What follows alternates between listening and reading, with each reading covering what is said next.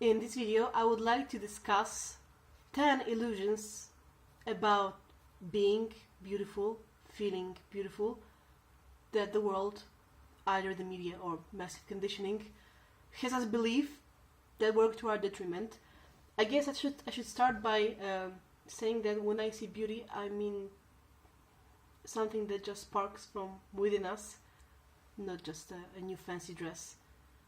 It's this mix of material, physical efforts put into your body and a glow that comes from the inside. And I'm going to talk about 10 things that hinder our growth in this department, make us feel less beautiful when they shouldn't, things that people so commonly believe in, things that just start this vicious circle of spreading negativity and putting people down massively. A small disclaimer at the beginning, this video in no way does encourage anyone to stop taking care of themselves and stop taking care of their basic needs like hygiene. In fact, if you knew me, you'd know that I'm quite a clean freak, so this is not what this is about. And it doesn't mean that, let's say, if you're interested in fashion, that you should stop to be. That's not what this is about. It's all about, I don't want to say body positivity, I want to say self-positivity and understanding that perfection in some negative way that you may try to strive to achieve it is unattainable, and it's a myth created by some people who make money of you feeling bad about yourself. I have experienced that myself, but honestly this is just not limited to me. Wherever you look, you see young people. I want to see young women, but let's just face it, men are also subjected to a whole bunch of standards the same way women are. They're just different standards. And well, I really want to make this video because I have been blessed to be with someone who has managed to lay down some of these things for me and make me feel better. So this is a combination of what I have learned in time and something that also comes from experience of, like I said, seeing like my friends in my environment feeling bad about some things. Okay, so this intro was already long enough. Let's get started. The first illusion that the world may have you to believe, whether you're a man or a woman, is that being beautiful means that your stomach should always be flat. Why this particular area? Because there are a whole bunch of different aesthetics that have sprung up in recent years that I feel have given more freedom in other areas. Like, yeah, if you look at 200 years back in history, someone would say that a woman should have long hair, but nowadays, hell no. Wherever you go, you find 100 nice haircuts for short hair, medium hair, long hair. Someone should say that you should have a nice, I don't know, round butt. But no, because right now there's like a million aesthetics. Some say that the toned flat ass is fine. Some say that a huge ass is great. Someone will say that, say on a woman, slender shoulders are nice. Some would say that a very fit woman with a big bicep is sexy, and you can see both things being popular in their own way right now. But I have yet to see an aesthetic that says that it's okay to have an imperfect stomach. This seems to be prevalent no matter what you do, no matter where you go, whether it's a naturally soft flat stomach or whether it's toned stomach, depending on the culture where you come from. There is just this lack of acceptance to the biological processes that our stomach is linked with. Let's start with the most pathological thing going on, pregnancy shaming. Like, some women try to actually hide their pregnancy if, let's say, they are about to be single mothers, thinking that they will not be attractive if they do so. Of course, not everyone does that, but it's a thing, which is, of course, ridiculous, because if you're pregnant, you show that off and be proud that you're about to be a mother. Like, sorry, I don't speak from experience, since I don't really have any pregnancy experience, but this is just something that I believe. But this was just the most drastic example. There is a whole bunch of absolutely naturally biological reasons, which do not include eating McDonald's every day, that may cause it so that your stomach may not be flat. Like depends on your constitution, depends on your genetics.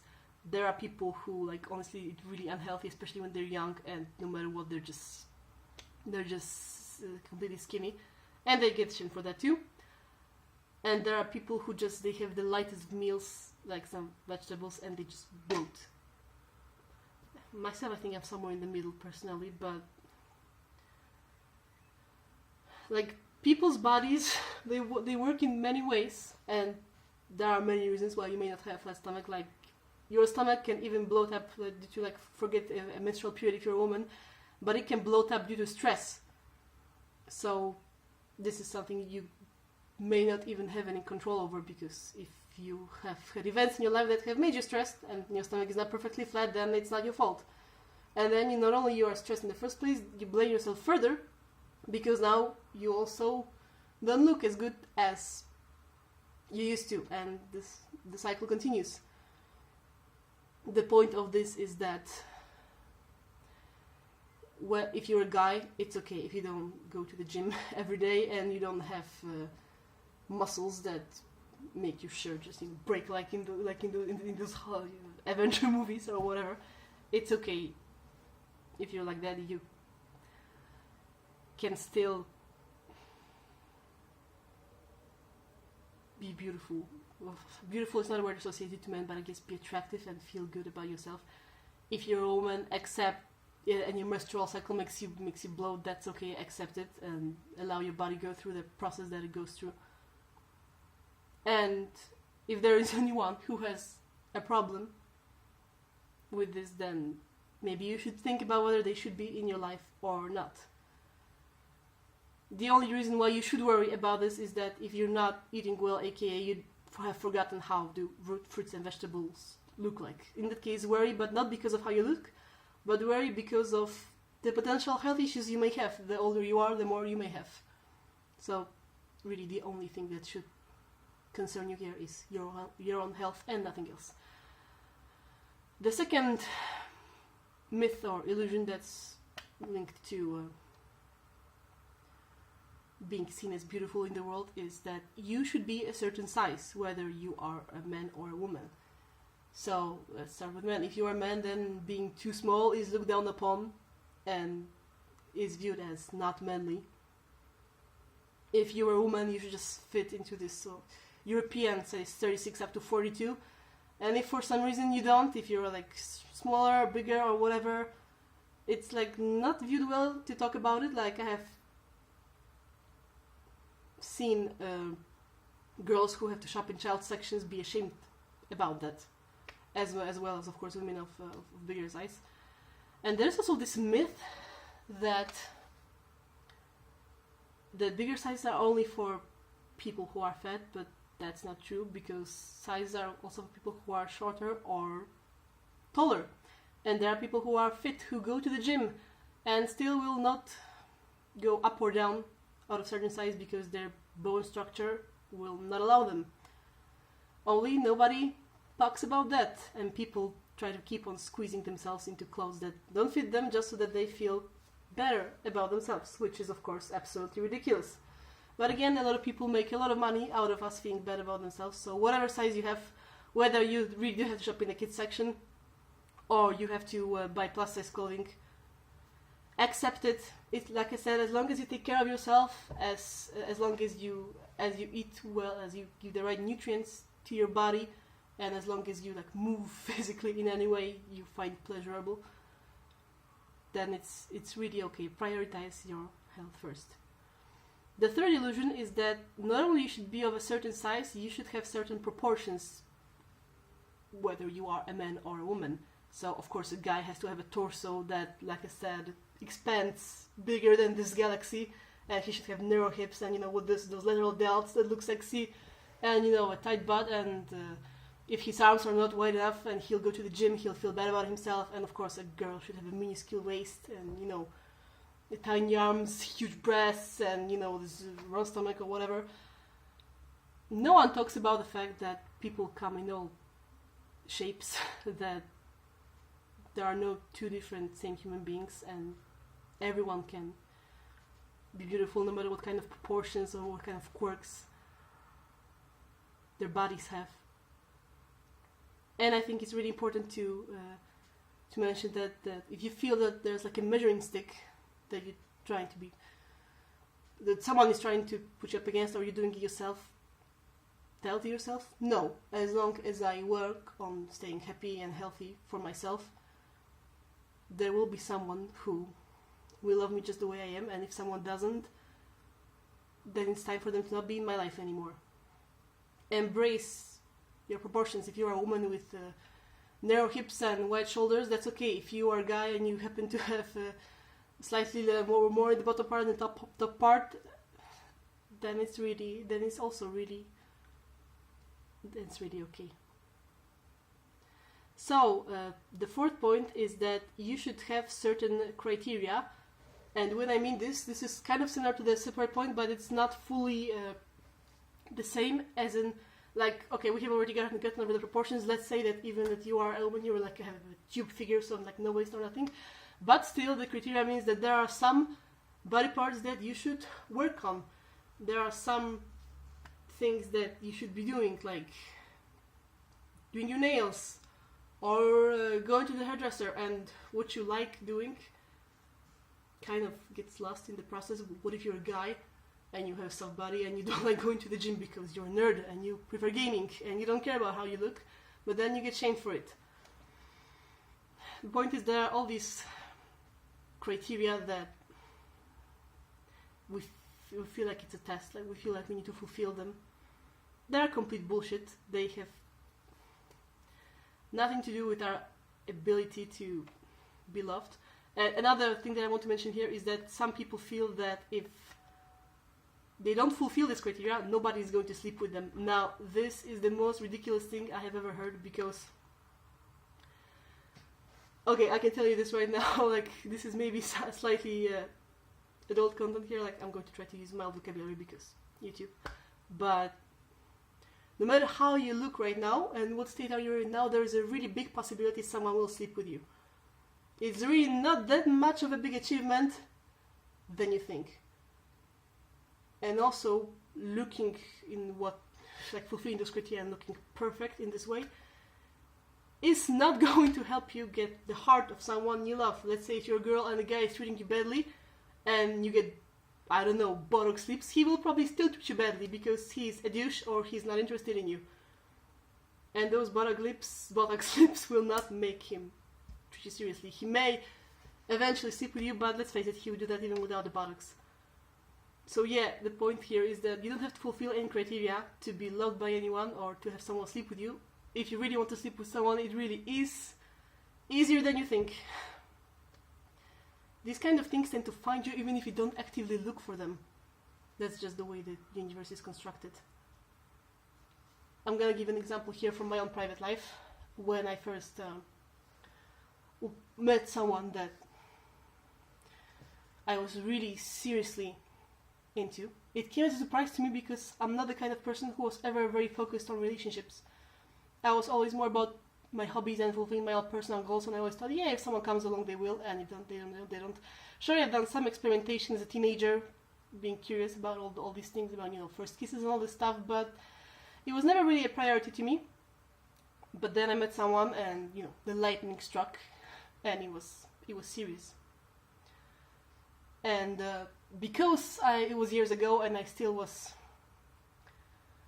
not as evolved, not as wise in this department that I am right now, and also because I have struggled with all the points that I'm talking about right now, I would like work out extra and like really try to take care of how I looked before we met first, because we met online and we were supposed to meet in real life, and I really tried. When it comes to my appearance, I put a lot of effort into that. Like, of course, not only into that because I was already nurturing the relationship in a psychological way as well, but I also tried to do this. And when we first met in real life, we didn't really get together, and things really didn't go that well. Things actually went better when we met, like, the second and the third time. And actually, I was like much more depressed then, and I stopped going to the gym the way I used to. And ironically, I got the person that I loved when I was taking care of myself less. So this is just like a great example of how love has nothing to do with fulfilling those criteria we all feel that we should feel. And if someone judges you only according to that, that's not love, and they're just not worth being with. So the fifth point is another myth that scars, some skin imperfections, if you're a woman, stretch marks or cellulite, they mean you're ugly. They mean you are not taking care of yourself. This is just complete bullshit because, well, here let's start with women. There can be, first myth, there can be a whole bunch of reasons why you get stretch marks. And yes, it can be because of weight gain and because you're not eating well, but it can be also because of puberty. Like both cellulite and stretch marks can happen due to hormonal reasons, and they have nothing to do with you being ugly and not taking care of yourself. And they also don't mean that no one will want to see you naked, because the only thing that looks perfect is an airbrushed woman on cover of a magazine. And by the way, skinny women also have stretch marks. The other day I was shopping on ASOS, and there was a really skinny model who was advertising swimsuits, and I guess they didn't do the Photoshop thing the whole way because you could see that she had stretch marks on the skinny ass. Because it happens to anyone. And it's okay. If you meet someone that loves you, they will kiss those stretch marks. They will kiss the cellulite. They will kiss those scars. I used to have really severe acne issues, but the person that I am in a relationship right now said that, well, the only thing that happens if someone of us has it is like, can I please pop it because it's exciting? Like, you know how there are actually these videos online when you can see people that, just the doctors that pops it for a living, and people just actually watch it because it's like ASMR or something. Like, if you are with someone, there's like a much bigger chance they will actually be accepting of how you look than you think. They may not even notice something unless you point it out, or may just be like, yeah, whatever. And if they're not, and if they try to put you down, again, you should rethink if you should be in them, with them, and in them, if you're a guy, okay, whatever, forget this. If you should be with them in the first place. This often it even concerns person who have like some severe scarring for some reasons that they couldn't control. This like also can be a guy's issue as well, that some people have scars on their faces and they just feel bad. But there are people out there who are disabled, who find partners and who are happy in their marriages. So again, these imperfections do not influence your ability to be beautiful or worthy of love. And you shouldn't settle for anything less.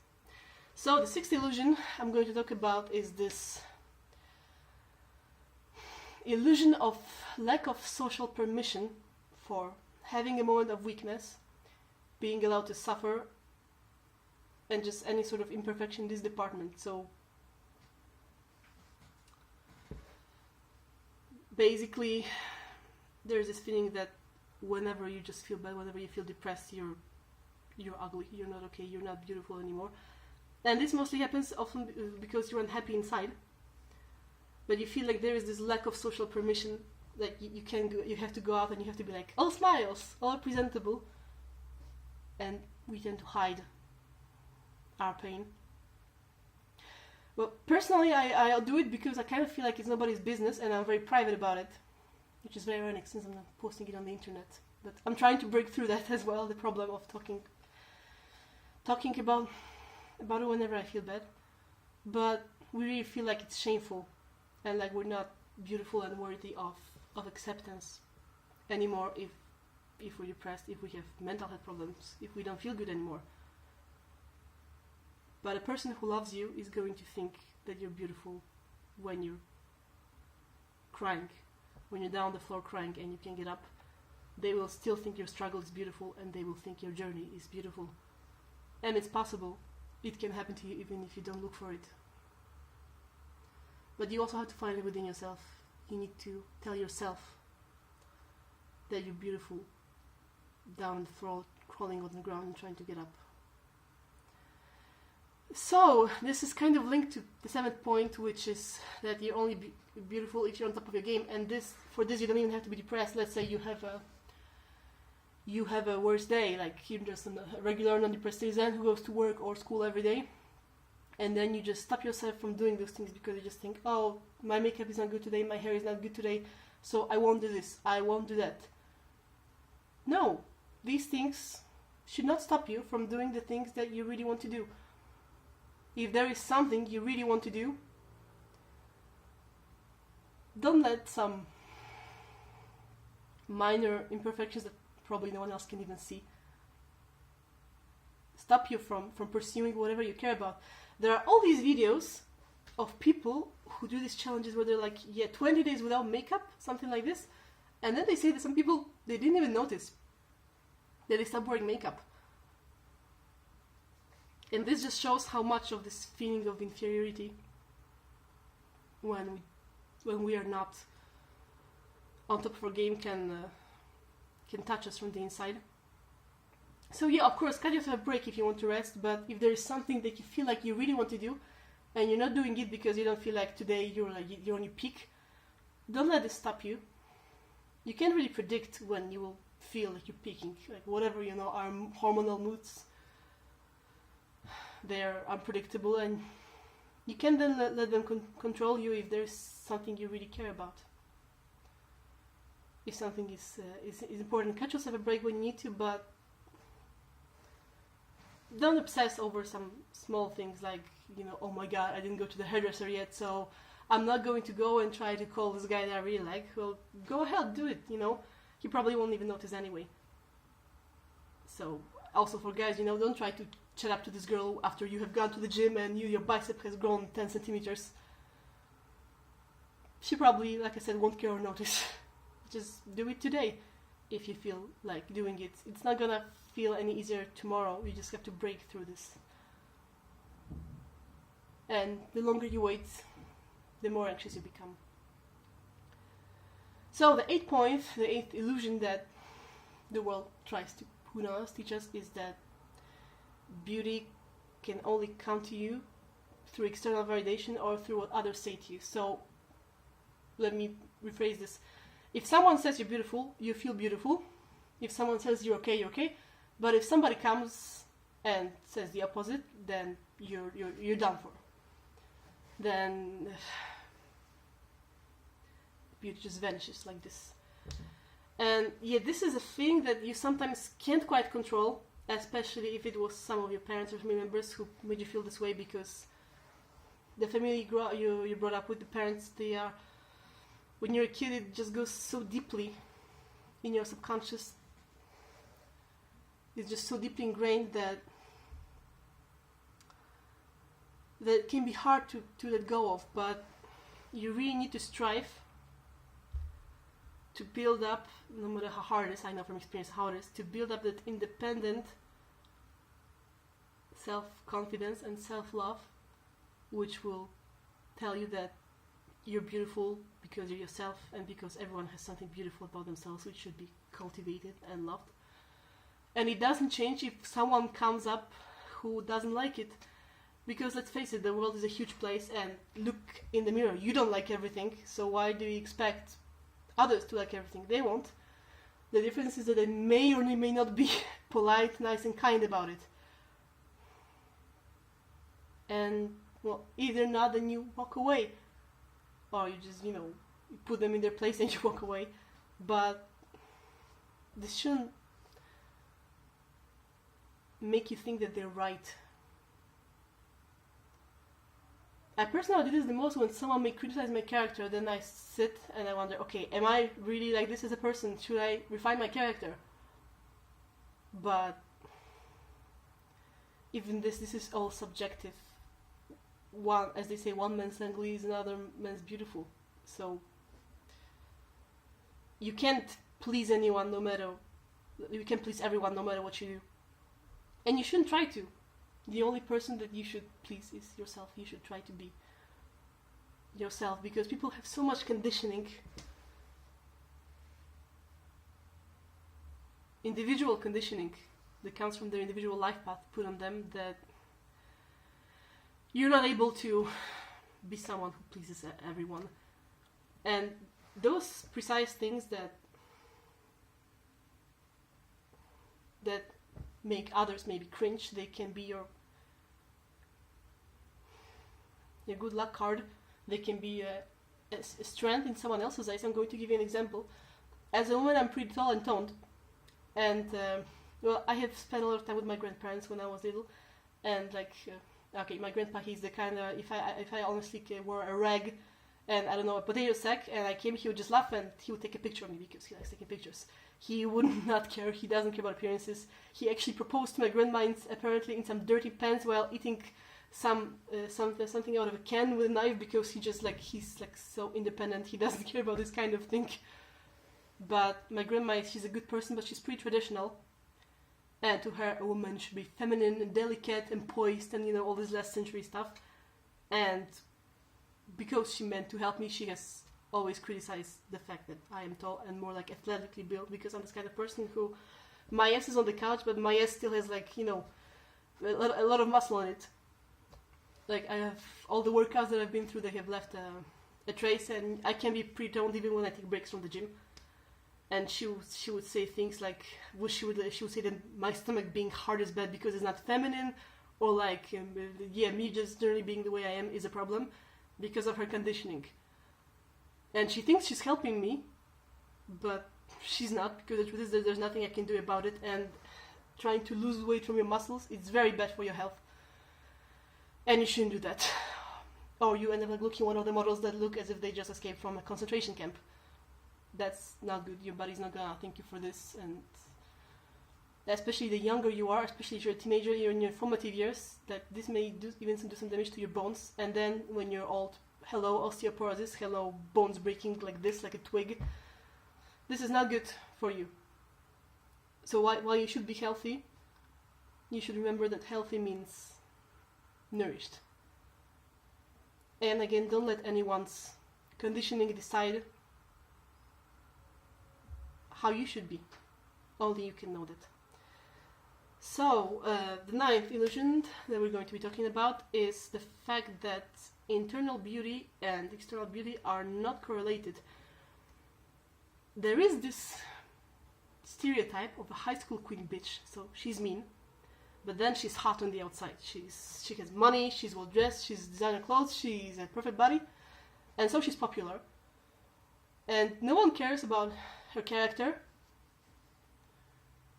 because people flock to her only because of her physical appearance. But even in those movies, like, I don't know, Mean Girls, you can see that deep down, no one really likes this person. So I guess what I want to say here is that internal beauty and external beauty, they are very much in tune. So being kind is beautiful. Working on your flaws is beautiful. Giving to the people you care to give about is beautiful. And being happy and radiating that confidence and self-understanding can be beautiful too. But, you know, even struggling can be beautiful. Like, some people, they get really touched when just someone is crying or breaking down, and they think that their authenticity and the raw feelings are beautiful. So I would say what's the most beautiful is honesty, is this thing that comes from the inside and resurfaces. And it doesn't matter if you're depressed, or if today you're having a good day. Making your inner light come out is always what's the most beautiful, more than any surface flaws. I guess I also say this because there's this kind of thing that happens when someone is perceived and physically ugly. Someone else says, oh, well, but you're beautiful on the inside, and this is viewed as an offense.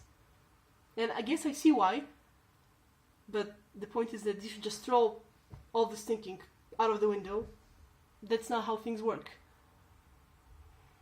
You are the most beautiful when you're trying to express the best version of yourself, and that's the only truth that matters. So, this video also has gone pretty long. So for the last and 10th illusion about being beautiful, worthy, and attractive that the world tries to tell you is that being unhealthy or not eating is attractive or sexy. It is not. It's the opposite of it. Health is what's beautiful. If you think that starving yourself to fit into this size you dream of is sexy, then it's not. You have only been conditioned so because the media says so, because someone saves on using less expensive fabric on clothing. There's someone that saves money or spends less money because you starve yourself. There's still plenty of clothes to go around in the world, and not taking care of your mental or physical health is never good. It's not gonna make you more sexy. It's not gonna make you more lovable. It's not gonna make you really feel better. It's a trap that people fall into, and they don't really end up being happy. Why do you think that there are so many? There's so much shit happening in Hollywood. These people, they are unhappy. They often take drugs to lose weight, and they were looking for something. They had ambitions, and they don't like what they have found. So remember that prioritizing your health is